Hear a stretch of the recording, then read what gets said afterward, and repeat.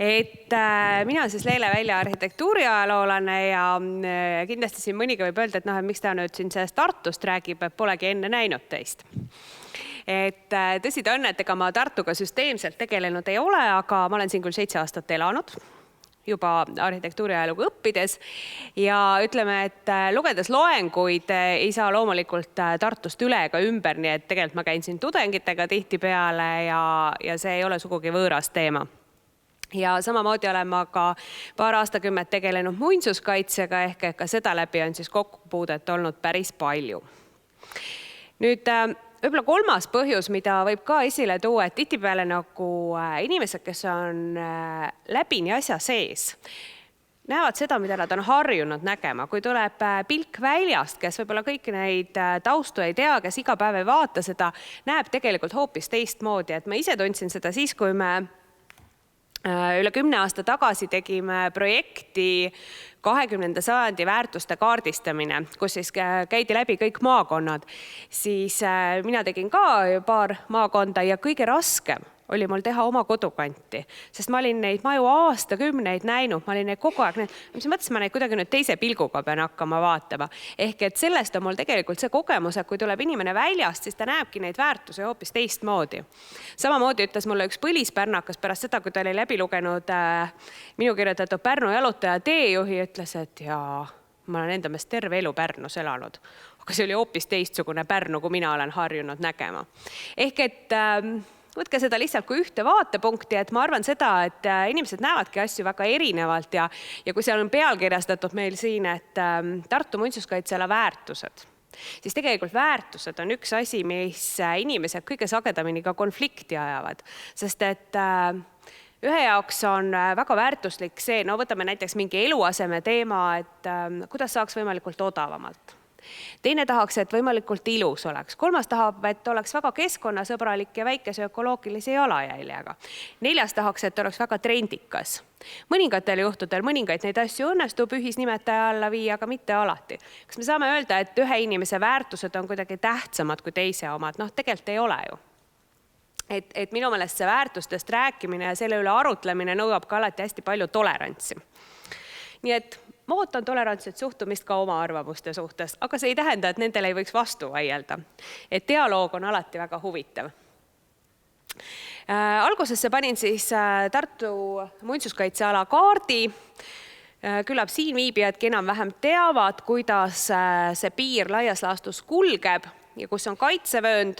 Siin me näeme, et nagu enamike muinsuskaitsealade puhul, mis siis Eesti linnades on loodud, on haaratud enne kõike nii-öelda ajalooline vanalinn, ehk et siis võib öelda ka tema omaaegsetes keskaegsetes ja seda vahetult ümbritsevates piirides. Siin siis ka koos bastionaalvööndiga, nagu oli omal ajal ka Pärnus, mis siis tänaseks on küll laienenud mereni, nagu on ka Tallinnas ka mitmel pool mujal, kus on just seda niisugust ajaloolist substantsi vaadatud, ehk et ka Tartu puhul me võime öelda, et 19. sajandi lõpu ja 20. sajandi arengud kajastuvad meie muinsuskaitsealas ainult nüüd nii palju, kui nad selles territooriumis on toimunud, ja kõik, mis sellest väljapoole jääb, on juba jälle teine teema.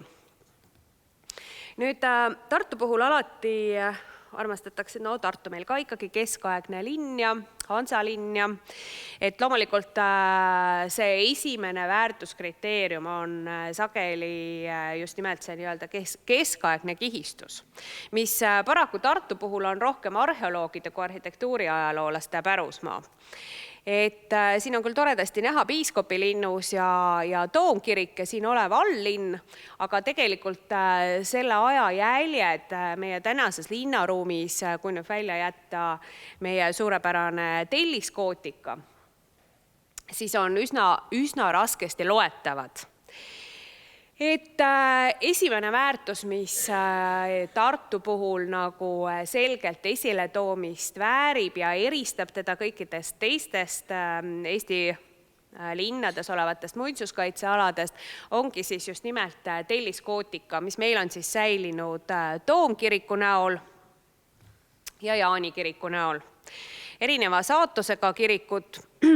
Jaani kirik muidugi minu meelest oma restaureerimise ja taassünni looga on juba täiesti ka legendi vääriv, Et ma mäletan nii hästi, kui ülikooli ajal me Kaur Altoaga käisime seda kirikut vaatamas, turnisime seal nendel lumesajus mulla hunnikutel, vaatasime, mis seal oli säilinud ja see kõik tundus täiesti lootusetu. See tundus täiesti lootusetu ettevõtmine.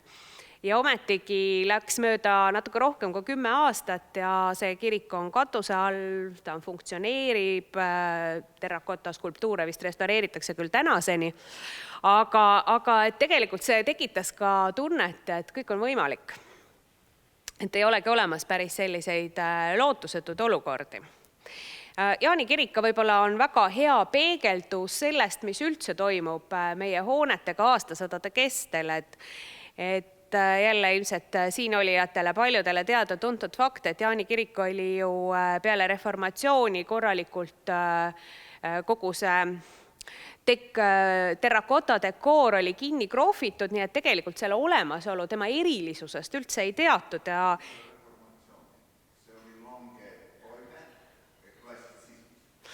no see oligi ju peale reformatsiooni, mitte ennem.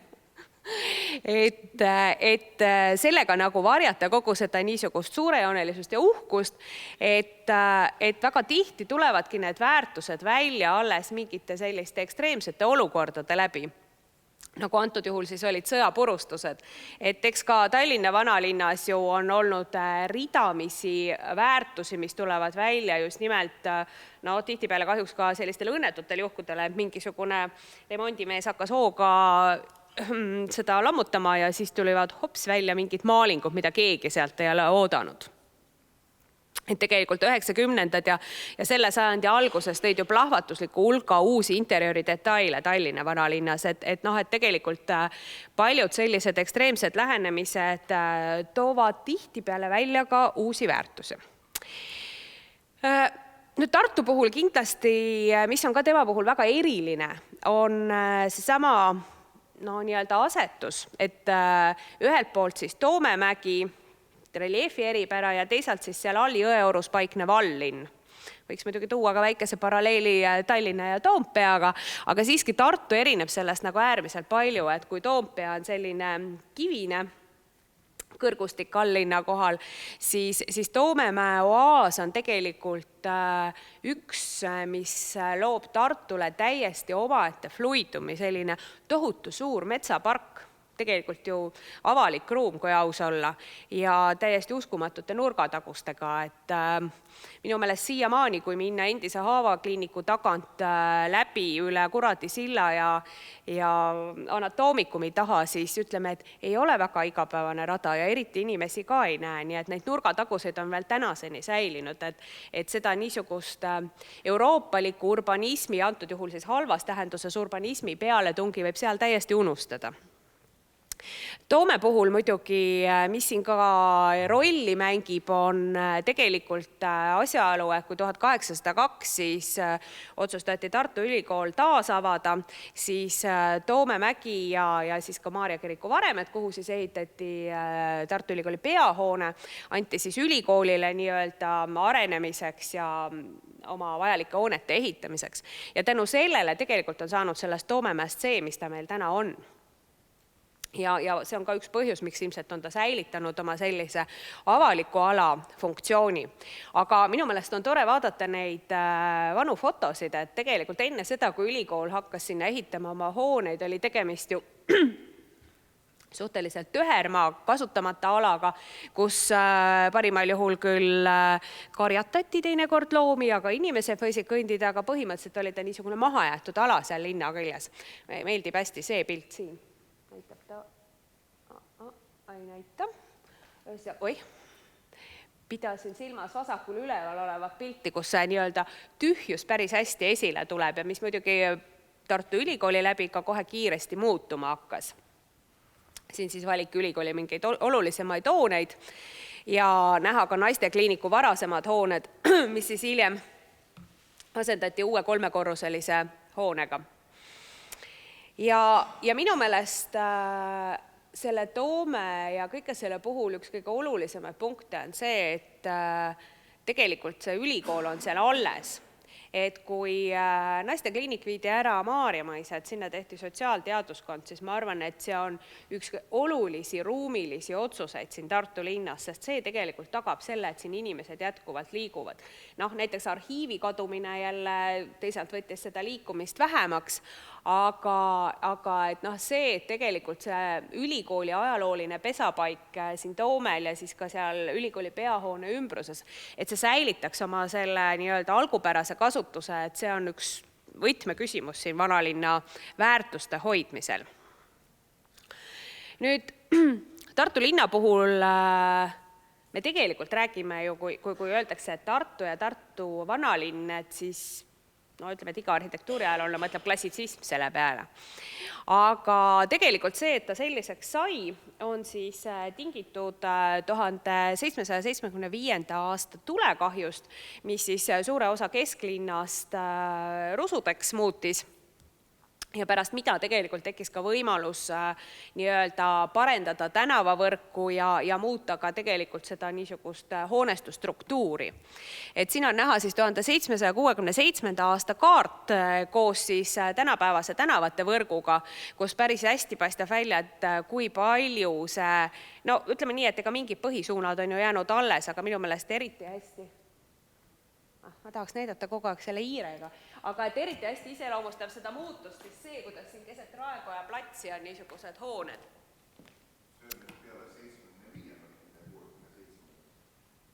Ei, ma räägin, et 1767, vabandust.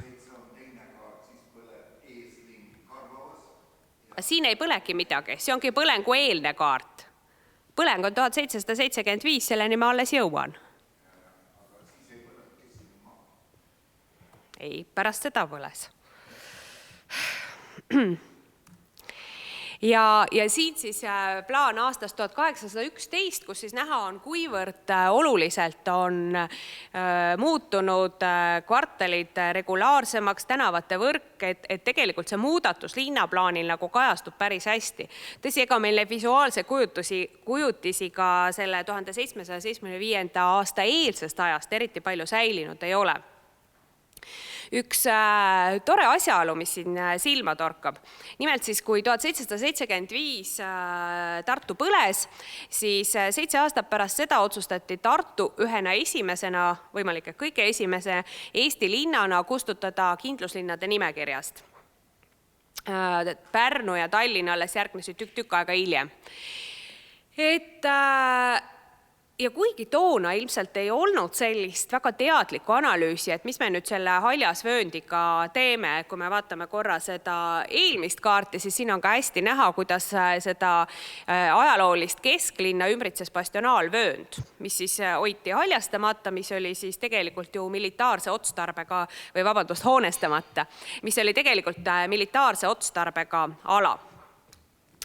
Nüüd enamikes linnades, kus kindlusvööndid või kindluslinnade nimekirjast kustutati, võeti tegelikult teadlik suund, et see bastionaalvöönd ehk see haljas ala kas osaliselt suuremas või väiksemas osas tervikuna tegelikult ei õnnestunud seda kuskil säilitada, säilitatakse ja sinna tehakse avalikud pargid ja puiesteed, et nii-öelda väga tihedale kesklinnale vastukaaluks tekiks selline nii-öelda rekreatsiooni või jalutusala.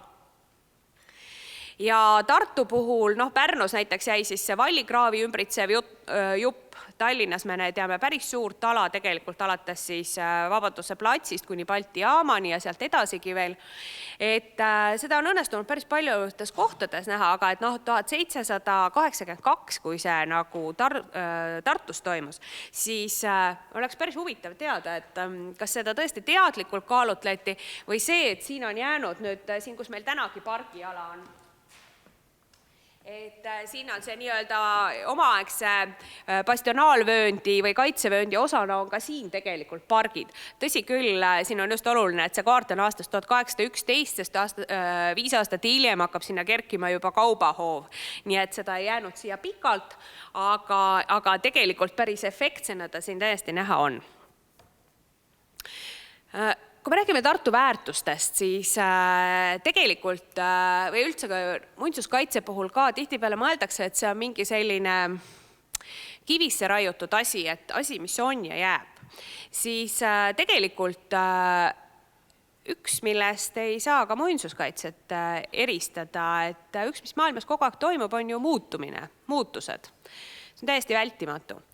Ja loomulikult puudutab see ka muinsuskaitseala. Ja me ei saa ka muinsuskaitses tegelikult nagu hakata nii-öelda konserveerima ühte olukorda või ühte perioodi. Seda enam, et tegelikult ka see, kuidas ta meieni jõudis 1773. aastal, ka sellele on ju eelnenud tohutu hulk muutusi. Et siin on, kui me vaatame vaadet,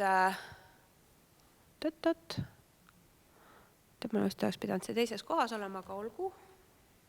Et kui me vaatame seda tihedalt hoonestatud vanalinna, siis 1920. aastatel, siis täna me teame, et see pilt on hoopis teistsugune.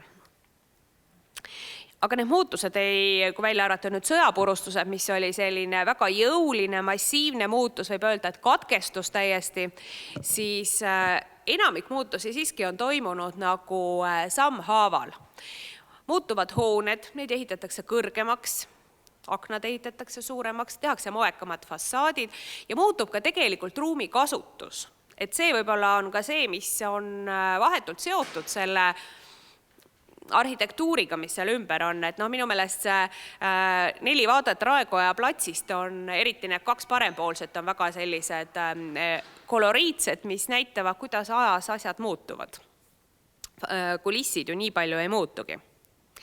Või siis ka teistpidi vaadates, et siin samamoodi, et me näeme väga erinevaid perioode, et siin on 1944, kui Raekoja platsi nii-öelda vasakul küljel on säilinud ainult 1 hoone ja siis ka hilisemaid, kui siis sinna kerkivad Matteuse kavandatud stalinistlikud majad. Minu meelest on väga tore pilt ka see 1910, see koloreeritud postkaart, kui klassitsistlik Raekoda on saanud ootamatult sellise historitsistliku värvilahenduse. Muidugi alati võib küsida, et kas tal oligi selline või see on koloreerija fantaasia. Millegipärast ma arvan, et koloreerija ikka ei hakka vastupidi seda tegema. Siis tundub, et mõned asjad siin ilmas ikkagi on muutumatud, näiteks ülikooli peahoone, et see ju ometigi on selline, nagu ta kogu aeg olnud on. Vaat ei ole. Tegelikult on jälle samamoodi, et kui me vaatame seda perioodi, siis võib-olla 2 sellist koloriitsemat etappi on kahtlemata 65. aasta tulekahju Aulas, mis siis kahjustas peahoonet päris palju, aga õnneks siis võeti ka väga kiiresti taastamisele ja minule muidugi meeldib eriliselt see 1914. aasta pilt siin all vasakus nurgas, kus siis lühikest aega oli peahoones ka õigeusu kirik või kapel, ma täpselt isegi ei tea, kuidas seda peaks nimetama, et nimelt siis 1902 venestamise laine kõrgharjal, kui oli siis 100 aastat Tartu Ülikooli taasavamisest, siis leiti, et ikkagi tuleb siia ka üks õigeusu kirik paigutada. Ja tõsi, alguses plaaniti seda torni lausa keskele pea sissepääsu kohale, aga õnnestus siiski suruda siia vasakule poole. Aga loomulikult peale Eesti iseseisvumist oli see vist üks esimesi asju, mis ülikooli küljest ära koristati. Siis, ja minu meelest üldse tegelikult kõik, mis puudutab ülikooli, on Tartu vanalinna üks kõige olulisemaid unikaalseid väärtusi, mida tasub väga hoida.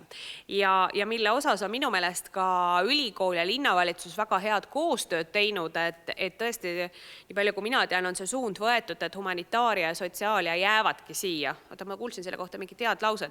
Need, kes eraldi ventilatsiooni ei vaja, need võivad jääda vanalinna ja siis need, kes vajavad spetsiaalset ventilatsiooni, need lähevad Maarjamõisa.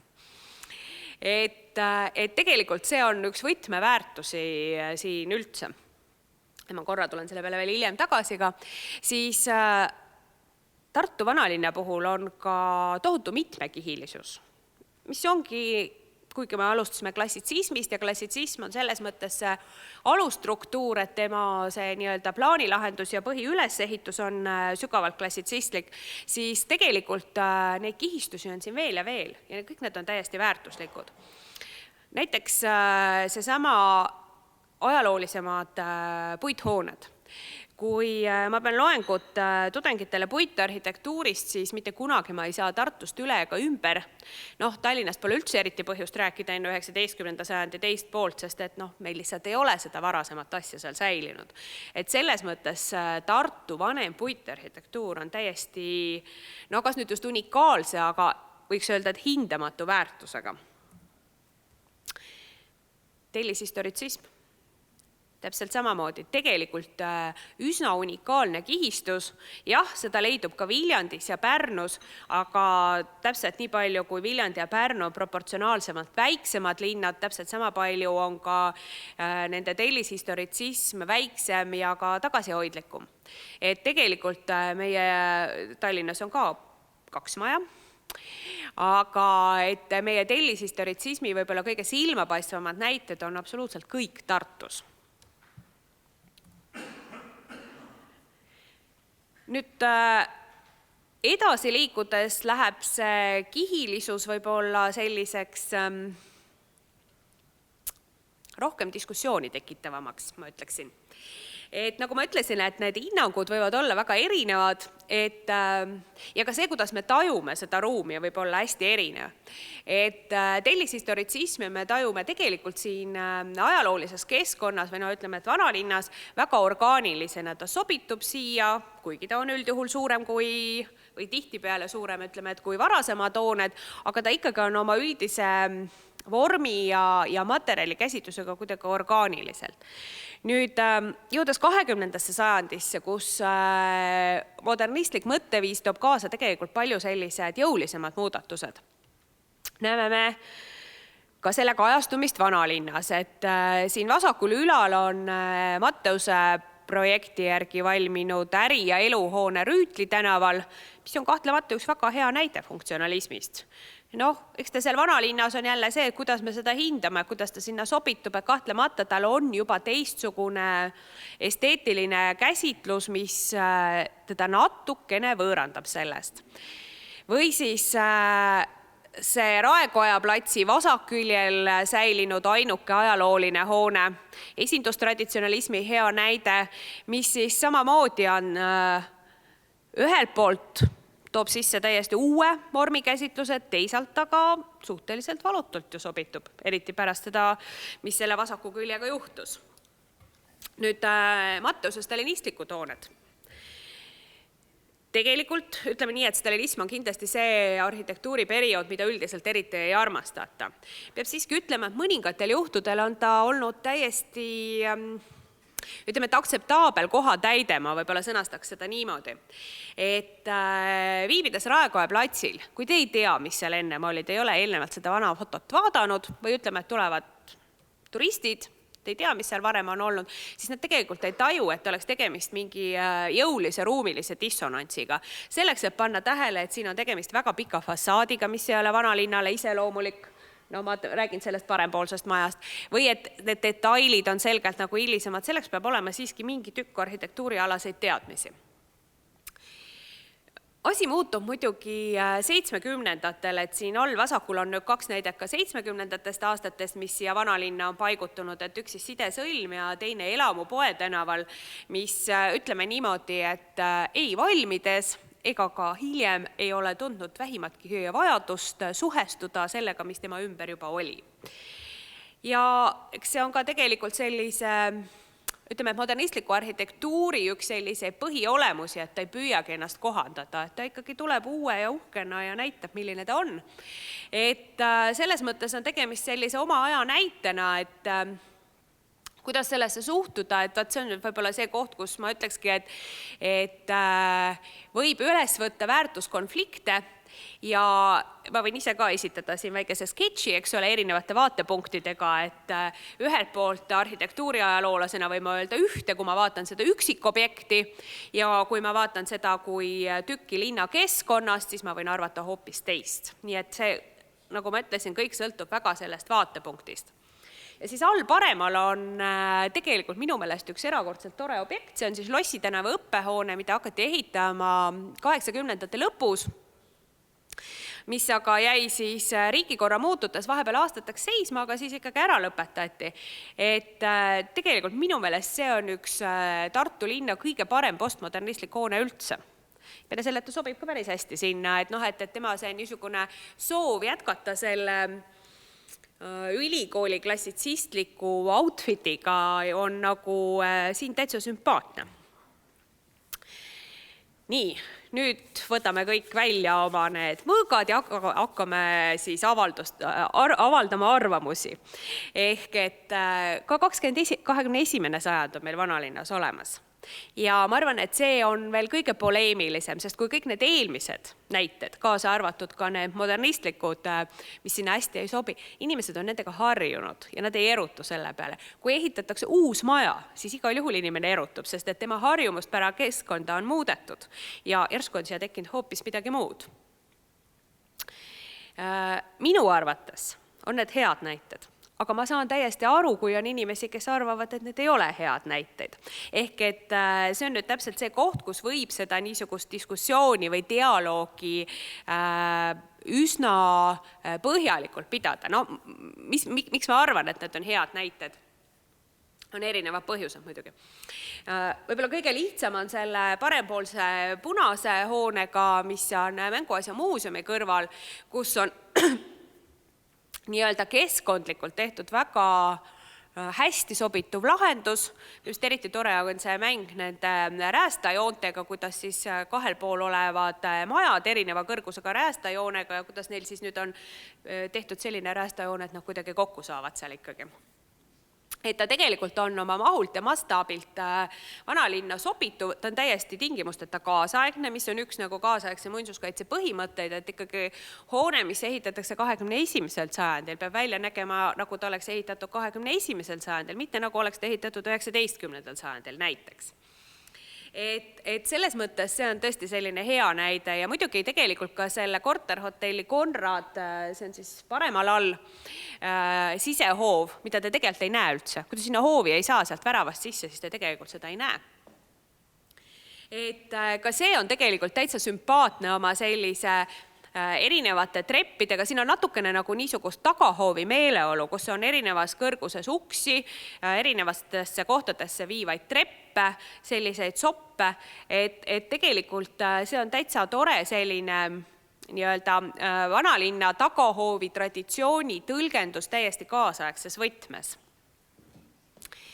Ja no võib-olla kõige keerulisem on küsimus siis vanalinna kooli uue õppekorpusega, mille puhul võib-olla meil on nagu sellest sobitumisest sinna linnapilti raske rääkida ja minu meelest seal on vist ka see vana vallikraavi koht, et tal ei ole ka nagu nii, ta ongi nagu tagahoovis, et ega ta ei olegi kuskilt vaadeldav, kui ta sinna tagahoovi ei lähe.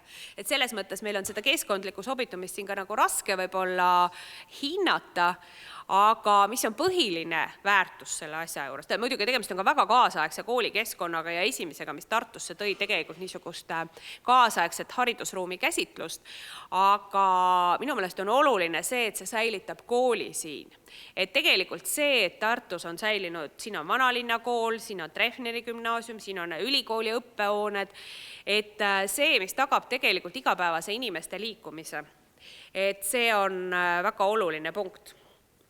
Tõmban otsad kokku, et lisaks eelnimetatud väärtustele siis muidugi minu meelest on eriliselt toredad need maalilised kõrvaltänavad, kuhu sattumiseks sa pead natuke teadma, kus nad on. Aga mis oma sellise hästi väikese ja hästi nagu vaheldusrikka miljööga loovad täiesti selliseid uusi emotsioone võrreldes sellest, kui sa tuled sellisest paraadlikust alllinnast, klassitsistlikust tänavaruumist. Ja viimase teemana ma korraks puudutan veel teemat vaated, millest ka iga muinsuskaitseala puhul juttu on. Et Tartu linnal on olnud väga märkimisväärsed vaated. Kui me vaatame kunstnike käsitlusi või me vaatame ka arhiivifotosid, siis kohe olen proovinud neid leida. Vaat ei ole enam.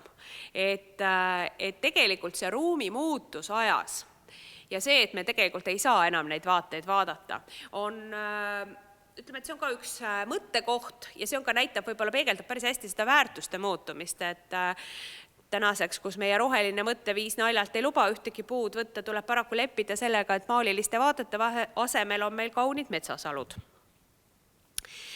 Ja muutumine kui selline on tegelikult paratamatu, normaalne, et jälle 19, 20, 21 sajand, see lihtsalt käib siia juurde. Samas, mis on sellisel juhul muinsuskaitse mõte, võiksime me muidugi öelda, peab muidugi sõnama, et muinsuskaitse tuleb mängu alles 20. sajandi lõpus.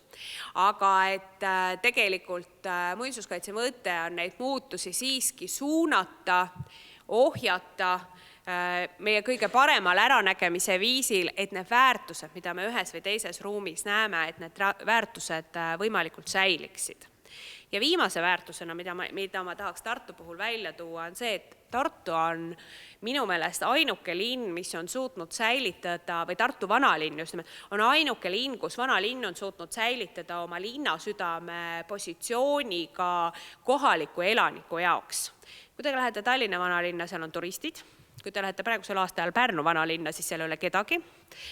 Kui te tulete Tartu vanalinna, siis meeldiva üllatusena siin on väga palju inimesi ja suurem osa nendest on kohalikud. Ehk et tegelikult elu on see, mis hoiabki nagu seda asja võib-olla töös, mõtestatuna ja perspektiivikana. Aitäh!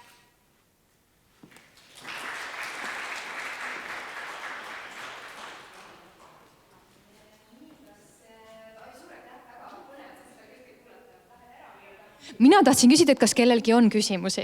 Selles mõttes Raigaks üks veel mine. Kas tahaks keegi kohe praegu midagi küsida?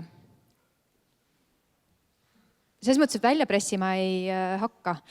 Kas sa tegelikult nimetasid mitut asja ka, et mis sulle eriti meeldivad, aga on sul mõni nagu selline lemmikasi, et see Tartu puhul on sinu jaoks nagu just nagu kõige olulisem? Tartu ise ongi. See on minu lemmiklinn. No aitäh, siit on väga hea nüüd edasi minna.